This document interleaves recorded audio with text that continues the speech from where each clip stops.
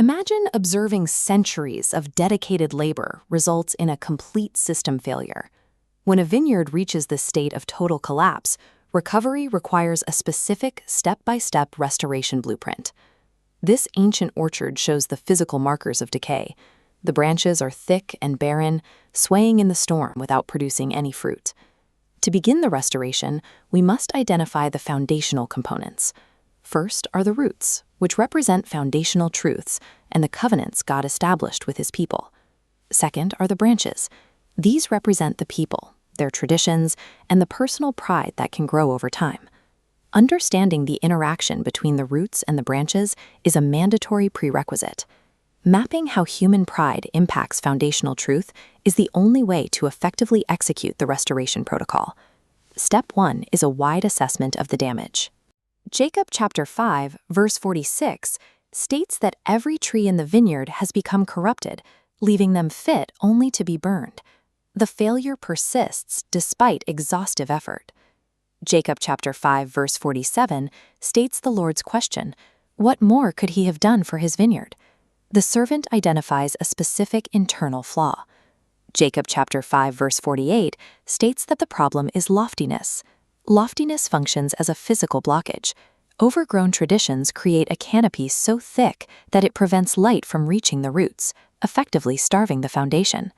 This diagnosis shows that the system did not fail because of outside forces. Instead, internal pride created an architectural flaw that choked off access to foundational truth.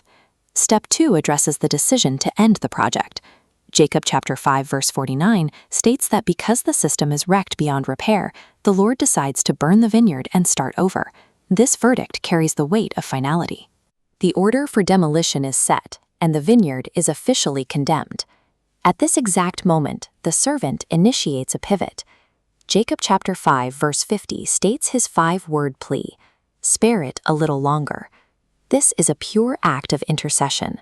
The servant stands in the gap for the condemned, asking for time without offering new evidence or complex arguments.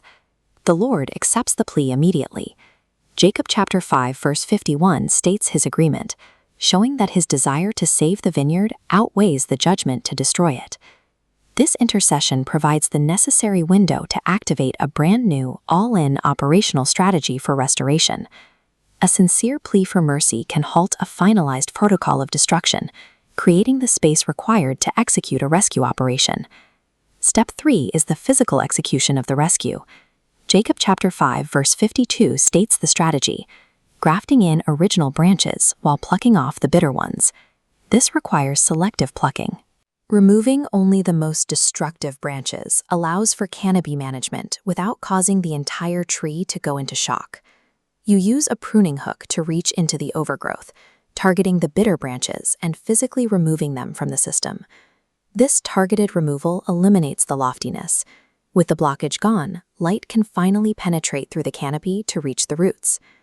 Canopy management proves that deeply embedded destructive elements must be cleared before healthy growth can resume.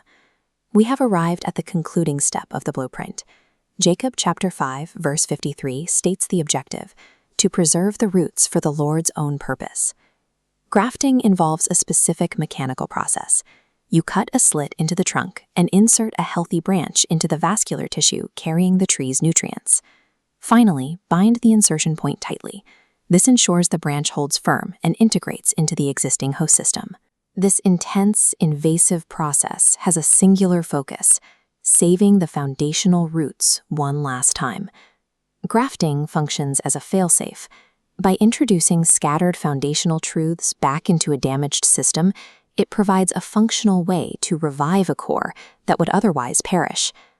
Reviewing the completed blueprint, we see that while the physical facts of the ruined vineyard remained unchanged, the specific sequence of intercession, plucking, and grafting redirected the outcome.